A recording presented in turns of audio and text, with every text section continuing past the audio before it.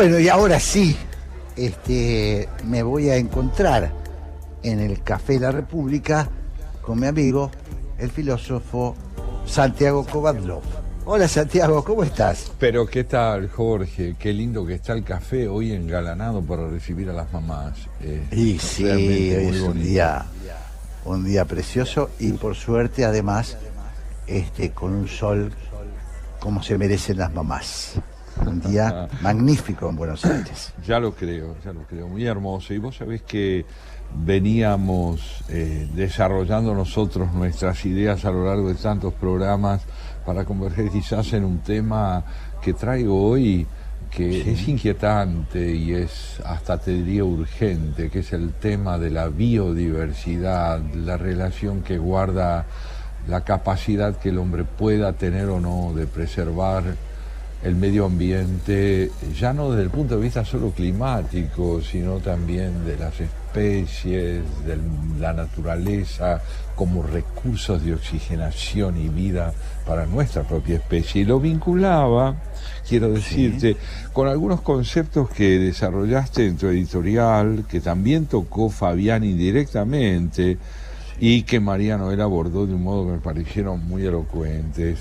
Resulta que yo advertía en tu editorial ese énfasis que has puesto en la necesidad de buscar consensos como algo indispensable, de tender al diálogo, de buscar la unidad bien fundamentada en principios de convergencia sólidos, de rehuir la simulación y privilegiar la autenticidad en esa tentativa de aproximación al otro, de admitir que la democracia es un concepto demasiado laxo como para que nos quedemos en la presunción de que hablamos de lo mismo al pronunciar esa palabra, y que sin embargo es preciso que busquemos una acepción compartida por quienes disentimos o no compartimos tal vez todos nuestros principios, pero sí es indispensable que tengamos fundamentos de lo político que nos permitan convivir.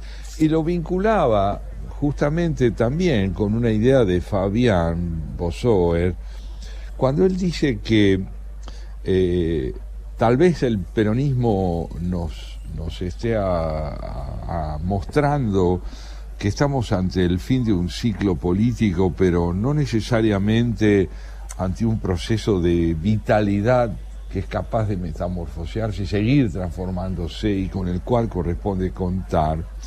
Y que esta idea del fin de un ciclo político tal vez valga no solo para la Argentina, tal vez valga para el mundo en el que vivimos, un mundo en el cual los desafíos fundamentales que atañen a la supervivencia de los sistemas políticos que conocemos como democracias republicanas o constitucionales, y la supervivencia misma de nuestra especie en virtud de las crisis del cambio climático, exigen justamente capacidad de metamorfosis, aptitud para el cambio. Y por último, también lo vinculaba, oyéndola en su testimonio tan inspirado, a nuestra pintora María Noel, cuando ella señala que la frontera entre lo concreto y lo abstracto depende primordialmente de la mirada, y que la mirada está construyendo todo el tiempo formas y significados, viendo lo concreto en lo abstracto en lo concreto, pero subrayando ella en todo lo que decía la necesidad de una convergencia, la necesidad de entender que las fronteras, cuando son demasiado rígidas, dejan de advertir los parentescos que guardan aquellas cosas que en principio parecen opuestas, ¿no? Y que esto vale también para la relación hombre-naturaleza. La naturaleza no solo es ella, la naturaleza somos nosotros también. La biodiversidad que debemos preservar no es solo la de las especies, tanto vegetales como animales, por lo que ellas valen en sí mismas, sino porque el parentesco que nos une a todo eso es indispensable para que la calidad de nuestra vida también esté segura. Y creo que hoy enfrentamos una crisis muy honda en lo que hace al descuido de la biodiversidad, ya que un 20% de los recursos que dan vida al medio ambiente, a las especies, a la naturaleza, ya han sido destruidos por el hombre en el curso del último siglo. ¿Te das cuenta? destruidos en el curso del último siglo. Un siglo que, por último, nos ha permitido a nosotros encontrarnos con algunos de los progresos más notables de la humanidad y por otro con una siembra de horrores y de destrucciones que van del genocidio al medio ambiente, que nos llevan hoy a preguntarnos si esta dualidad es o no es un rasgo estructural de nuestra especie o si será posible revertirla de algún modo para que la biodiversidad encuentre una oportunidad que será también la nuestra. Claro, muy impresionante, Santiago, me parece un tema fundamental y perentorio, ¿no? Que es una cosa que nosotros en nuestro espacio siempre destacamos, ¿no? Es decir, no hablamos de abstracciones, hablamos de cosas muy concretas. A mí me impactó, hace poquito leía una encuesta que se hizo, me impactó y a la vez me dio un poquito de esperanza, una encuesta realizada en Alemania a propósito de las elecciones últimas de Alemania, donde el 70% de los jóvenes tienen como fundamental preocupación estas cuestiones, ¿no? Si van a tener o no van a tener un planeta donde habitar. Dos temas, mira, de la agenda de los chicos en los países desarrollados, ¿no? O por lo menos en Alemania. El tema de la biodiversidad y de la subsistencia del medio ambiente y el tema de género. La agenda de ellos es una agenda absolutamente distinta a la que estamos acostumbrados nosotros, urgidos por otras cuestiones, ¿no? Yo creo que lo planteas muy bien en relación a lo que ocurre en Alemania. Nosotros seguimos procediendo mayormente como si la casa en la que vivimos mantuviera su firmeza y su estabilidad.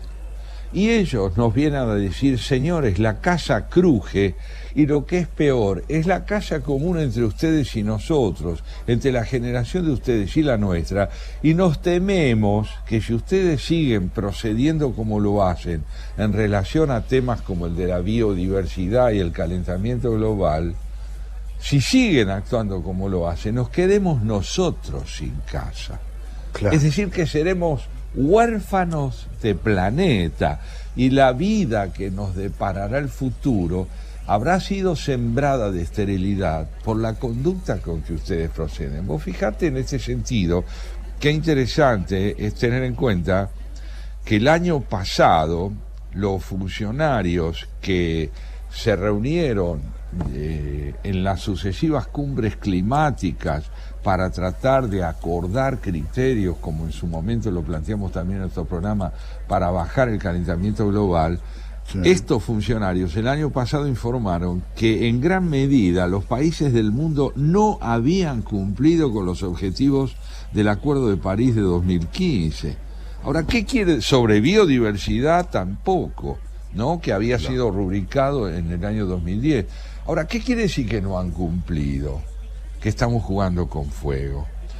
Estamos jugando con fuego. Y un signo que quiero señalarte sobre esto es que mientras unos 20.000 funcionarios de gobierno, periodistas, activistas, en fin, se van a reunir en Glasgow a fines de este mes para tratar el tema crucial del cambio climático, en esta semana arrancó otra cumbre climática ambiental, mejor dicho, internacional, muy importante, sobre biodiversidad. Ahora, ¿qué me llama la atención, Jorge?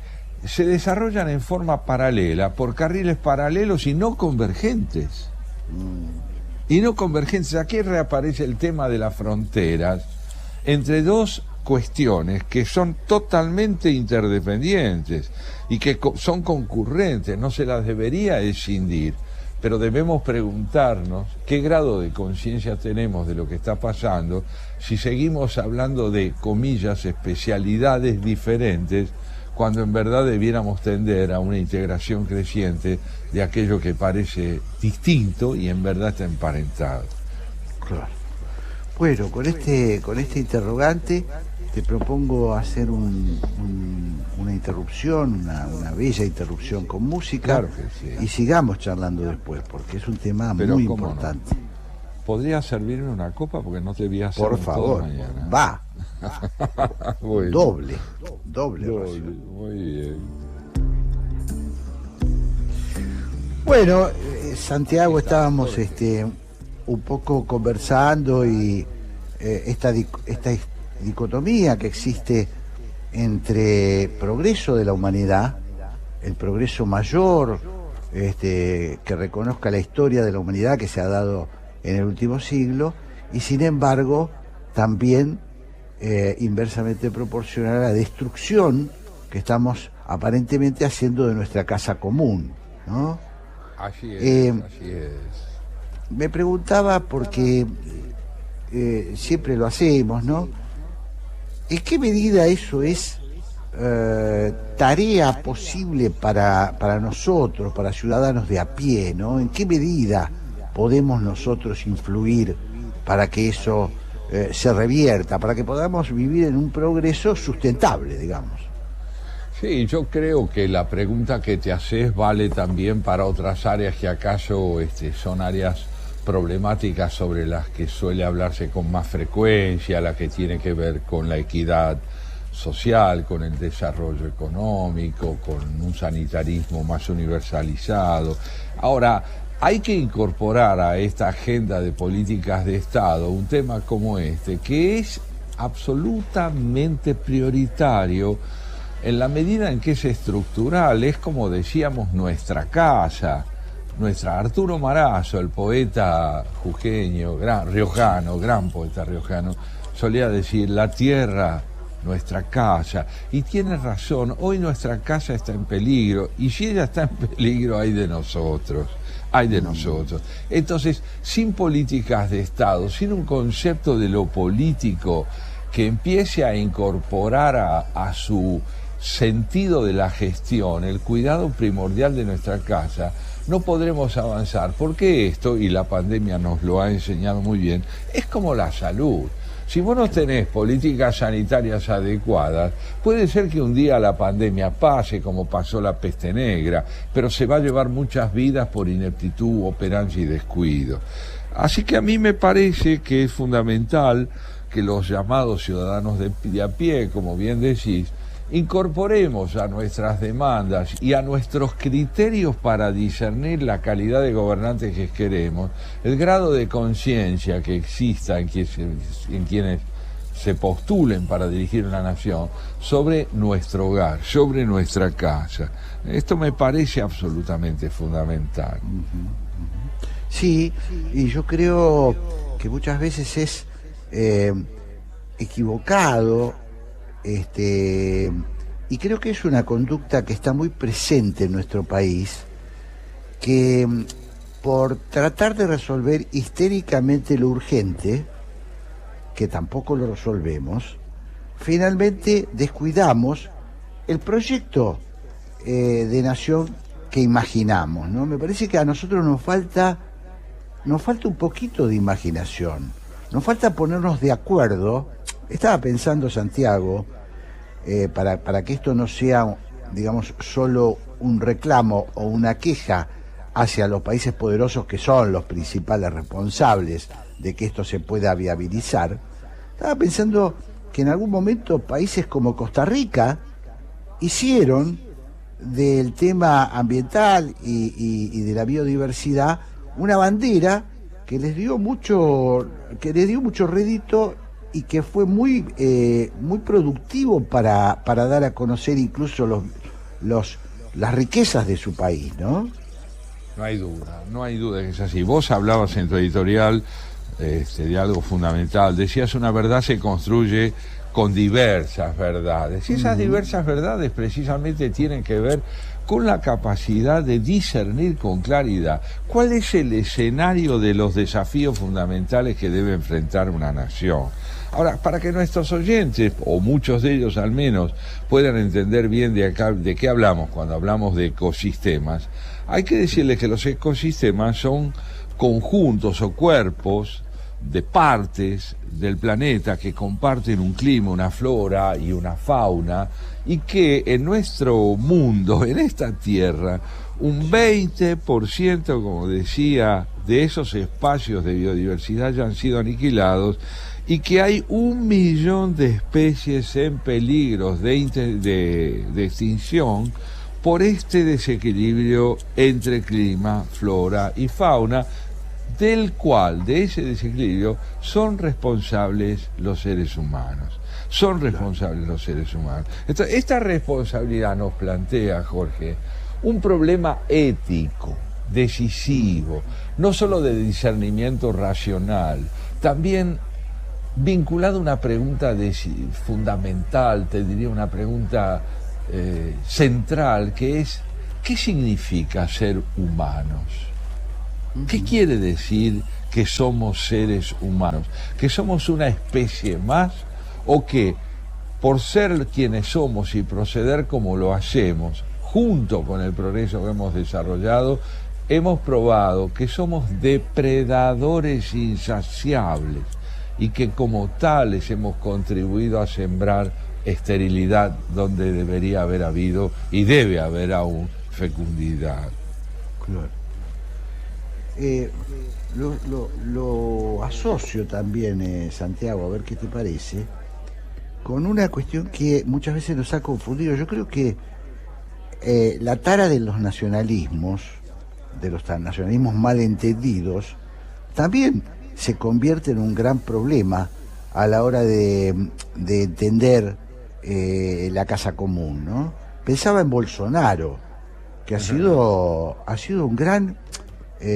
una gran traba, incluso para acuerdos concretos que ha tratado de desarrollarse, por ejemplo, entre Europa y el Mercosur, a partir justamente del tema de la Amazonia, ¿no? Y de, bueno, que personas como Bolsonaro, que viven en presente continuo, parecen no entender que lo que está en juego es nuestra propia descendencia, pero ya no nuestra descendencia en términos históricos, está en juego nuestra descendencia biológica, es decir, están en juego nuestros hijos, ya ni siquiera podemos hablar de nuestros nietos, estamos hablando de nuestros propios hijos. Vos sabés que al subrayar vos el tema de las restricciones o enajenaciones que promueven los nacionalismos, recordé algo en sentido inverso que aquí bien podría aplicarse, que es lo siguiente.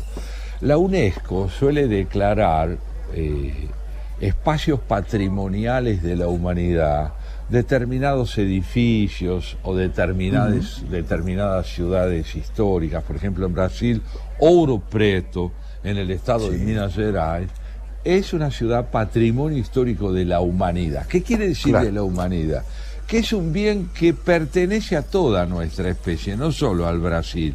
Nadie pretende que la autonomía del Estado de Minas Gerais sea lesionada por un sentido de apropiación internacional. Se trata de entender que el nivel de representación arquetípica que alcanzan ciertos elementos representa justamente o expresa a toda nuestra especie. Bueno, el reverso de estas medidas que nosotros consideramos representativas de toda nuestra especie son conductas como la de Bolsonaro. Porque nadie duda que la Amazonia está en el Brasil. ¿Quién puede discutirlo? Pero lo que ocurre es que es un pulmón de la humanidad, es un pulmón del planeta. Entonces los procedimientos que él sigue, ajustándose a esos criterios nacionalistas de los que vos hablás, terminan por ser auténticos atentados contra toda la especie, contra toda la humanidad y contra todo el medio ambiente de todo el planeta, porque no hay dos Amazonias. No hay una, como decía el presidente Obama en la cumbre de París, de la cumbre medioambiental del año 15, y era muy emocionante escucharlo. Le decía, no tenemos un plan B, un planeta B. No hay un solo lugar. Claro, puede ser, si sobrevivimos puede ser que dentro de 700 años tengamos otra casa. Aunque Woody Allen, ¿sabes?, solía decir no nos preocupemos, terminemos de destruir la Tierra, emprendamos un viaje interplanetario hacia otro planeta y empecemos a destruir otro planeta. Tremendo, tremenda ironía, tremenda ironía. O sea que estamos ante un dilema moral, fundamental, donde esta dimensión de lo depredatorio que estamos subrayando tiene que ser revisada desde políticas de Estado, desde mecanismos de educación y, como bien decís, advertir que los jóvenes están haciendo una reivindicación novedosa y decisiva. Queremos vivir en la Tierra. Queremos vivir en la Tierra. Claro, esta es nuestra casa también, ¿no? Claro.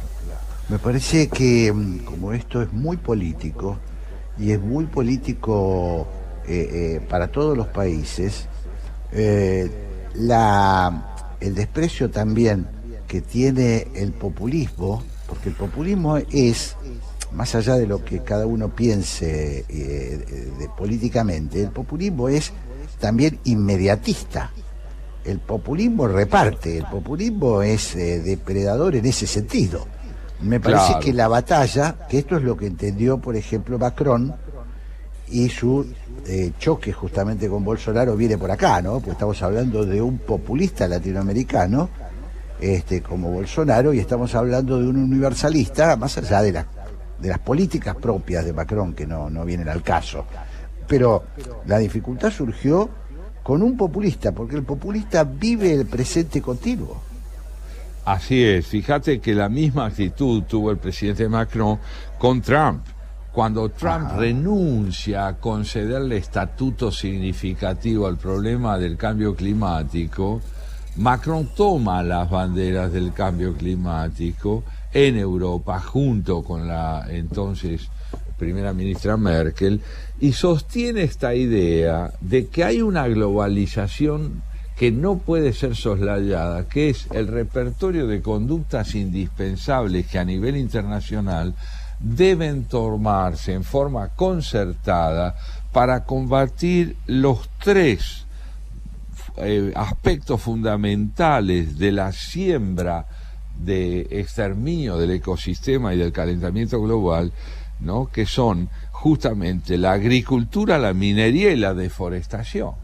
Claro. La agricultura, no podemos vivir sin agricultura, pero nadie está pidiendo que vivamos sin ella. Lo que estamos diciendo es, aprendamos a tener conductas consonantes con lo que la Tierra está pidiendo en términos de querer ser oída como interlocutora del hombre. Y los ecosistemas que, desde el punto de vista estricto del lenguaje, no responden con palabras, responden con extenuación de recursos para una vida humana más sana. Así que en ese sentido me pareció también interesante traerte hoy un poema dramático de Idea Vilariño, la gran poeta uruguaya, que viene a recordarnos todo esto como necesidad, como imperativo, como temor, ¿no? Y que quiero que lo escuches junto con nuestros oyentes. Claro. Es un poema que se titula Pobre Mundo. Pobre Mundo. Dice así: lo van a deshacer, va a volar en pedazos, al fin reventará como una pompa o estallará glorioso como una Santa Bárbara, o más sencillamente será borrado como si una esponja mojada borrara su lugar en el espacio. Tal vez no lo consigan, tal vez van a limpiarlo, se le caerá la vida como una cabellera y quedará rodando como una esfera pura, estéril, inmortal, o menos bellamente andará por los cielos, pudriéndose despacio, como una llaga entera, como un muerto. Tremendo, ¿no? ¿Eh? ¡Qué advertencia! Es un grito. Es un grito. Sí, es un grito. Es un grito y es bueno que lo escuchemos. Muchas veces, ¿sabes? Me dicen, qué pesimismo cuando leo este poema. Este poema no es pesimista, es lúcido. Claro. Es lúcido.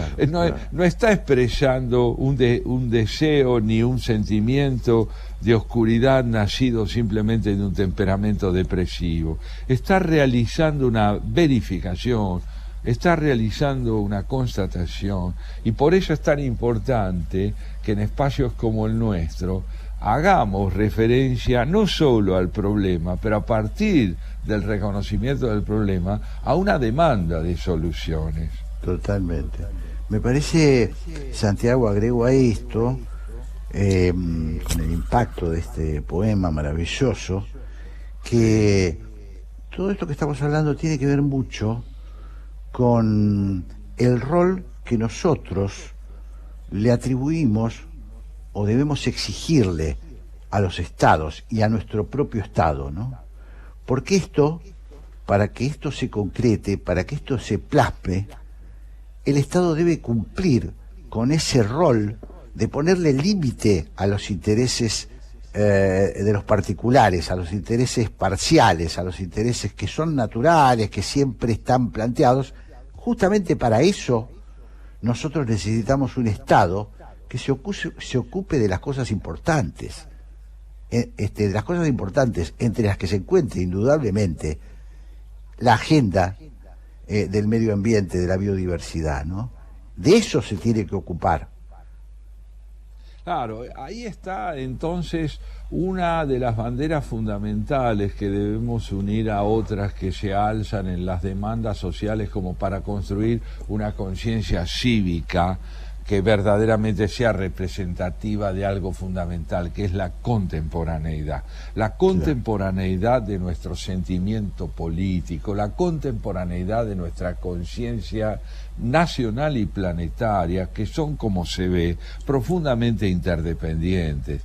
Darles la espalda al mundo es suicidarnos, recluirnos en una retórica nacionalista que no tiene idea de cuáles son los caminos que pueden brindarle al país alguna consistencia y algún desarrollo. Pero por otro lado, como el mundo entero está involucrado en ese problema y son las principales naciones del mundo, las más desarrolladas, las que generan los niveles más altos de exterminio de la biodiversidad y del calentamiento global, tenemos que extraer una lección muy importante, que es la de advertir que el desarrollo entendido unilateralmente como mero despliegue de rentabilidad económica no nos conduce sino a una enajenación muy profunda de las responsabilidades morales que tiene nuestra especie para hacer política realmente.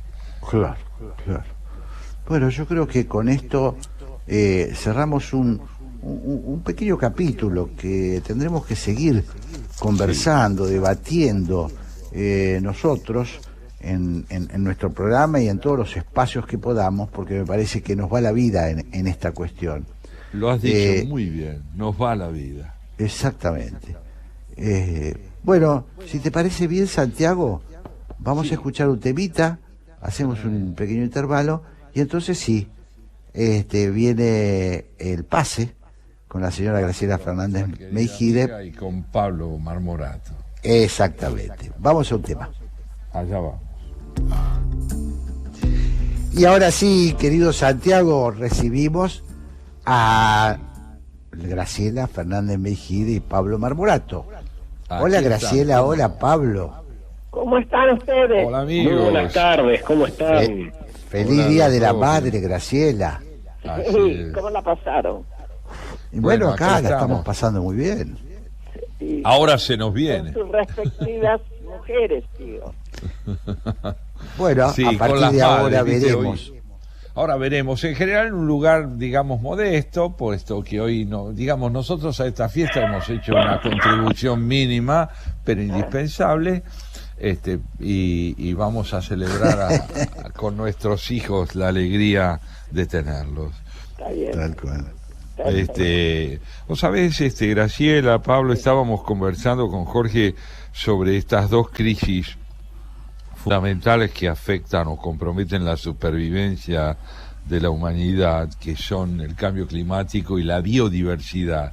Y recordábamos que el tema de la biodiversidad a veces es soslayado en términos de preponderancia, de comprensión cabal por parte de la gente, que no termina de entender hasta qué punto este calentamiento global, este aumento, digamos así, de los calores y de los efectos que tiene la contaminación ambiental, inciden sobre la destrucción de los sistemas que están integrados, digamos, por la flora, la fauna y lo que significa realmente la vida animal para la supervivencia de nuestra especie en términos de oxigenación, en términos de generación de un ambiente favorable. Y nos parece una preocupación primordial que debe ser realmente ampliada en términos de comprensión.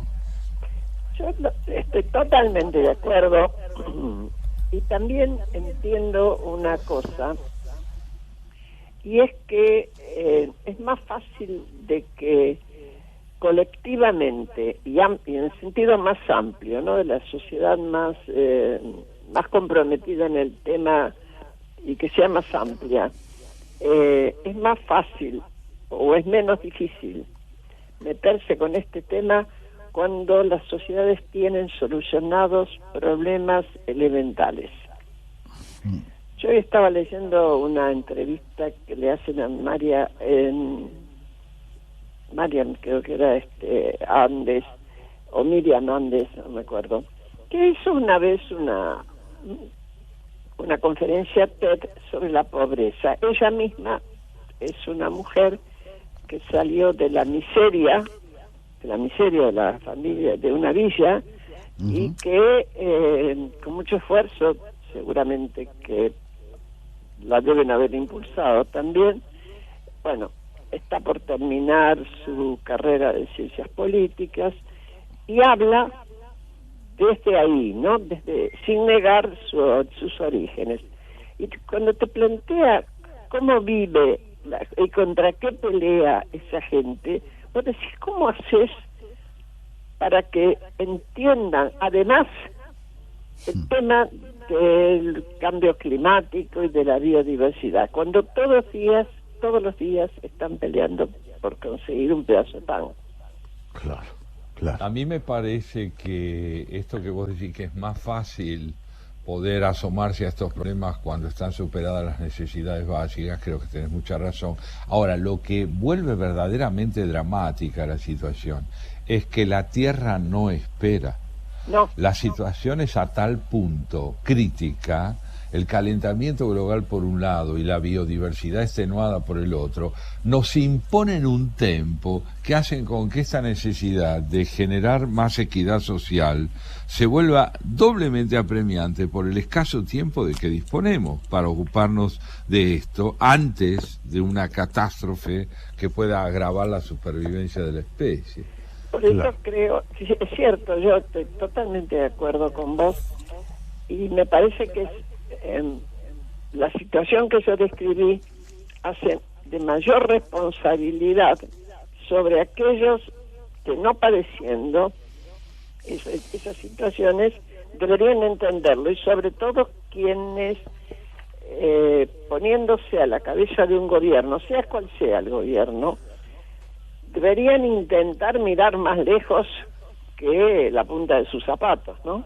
Claro. Es lo que decía Jorge. Sí, yo coincido con vos, Graciela. A mí me parece que acá tenemos una cuestión fundamental, que es que si esto no está en la agenda de Estado, y para que esté en la agenda de Estado necesitamos estadistas o gente que aspire a ser estadistas. No somos muy pretenciosos en esto, pero gente que entienda, en primer lugar, que su rol de gobernante tiene muchas misiones que cumplir. Una de ellas, y fundamental, es contribuir a que la especie siga existiendo. Así es.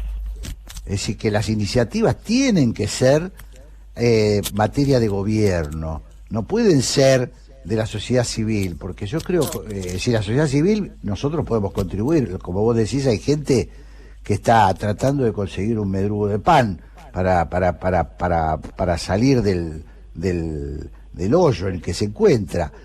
Nosotros podemos hacerlo, pero yo creo que fundamental es nuestra exigencia es el Estado debe hacerse cargo de este tema. No es una agenda del futuro, es una agenda del presente.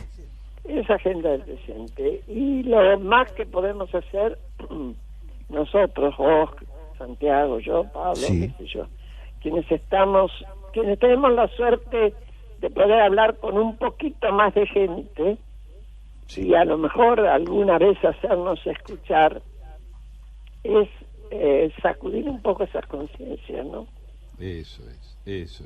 No Esto nos queda poquito otra, que ¿no? podemos hacer es algo que debemos llevar a cabo, es curioso, en condiciones, yo diría, verdaderamente nuevas, urgidos por una temporalidad, como decía antes, que nos está fijada por el medio ambiente y no por nosotros. Es la Tierra la que viene a decirnos cuál es la hora señalada. Y esto Mirá es que no. inédito en la historia de la especie. Esto es Mirá, inédito. y ahora voy a recorrer una imagen medio ridícula, pero bueno, el discurso de Kicillof y la primera candidata a diputada en la provincia de Buenos Aires en medio de una ruta, Sí, envueltos en la tierra sí. y el viento, Sí. que Sí, bueno, sí, son sí. normales, no, uno no puede atribuirlo a algo tal vez sí, pero bueno, no es la gravedad de los incendios y de otras cosas, ¿no? Pero cómo lo interpretaron casi políticamente, pero como si fueran actores políticos que estuvieran en contra. Pero un acto Sí, sí. político. Claro, Cuando claro. es el medio ambiente, sí, es Claro, el claro. lugar al que del que le estamos sacando todo el provecho posible, y a veces ni siquiera, y al quien martirizamos continuamente y después nos responde, claro. Tal cual, Claro, tal cual. claro. Así es. Bueno, Sí, cuando yo es vi la interesante. foto pensé la ira de Dios, ¿no? ¿En quién? En la ira de Dios. qué? Porque viste que se levantó un viento. Ah, la cuando- vida. Sí, Entendía la sí, vida, es la como ira. cuando Sí. se cerraron las aguas del Mar Rojo sobre los egipcios después que pasaron los judíos. Exacto, se iban abriendo delante de... Claro, tenemos Queridos- que tener mucho cuidado justamente de no caer en esta presunción de que alguien nos está castigando como si nosotros Claro. no fuéramos los responsables. Los responsables, tal cual. Bueno, queridos amigos, lamento otra vez decirles que el tiempo pasa. Son las 14, Graciela, Pablo, y ustedes tienen el Así porqué. es. Porque si la no, después continuidad. Gustavo Mura, que es quien nos sigue, se enoja, y con razón. Y con Claro, razón. tal Les cual. deseamos un hermoso programa, muy buenas preguntas y respuestas interesantes. Ojalá. Les mandamos un gran abrazo. Un gran abrazo, un abrazo a vos Que también. les vaya muy bien y saluden a sus mujeres respectivas. Gracias, Graciela. abrazo. Feliz día. Chao. Feliz Chau, día. Santiago, Un hasta el abrazo, domingo Pablo. próximo. Chao, Jorge, hasta el domingo. Un gran abrazo.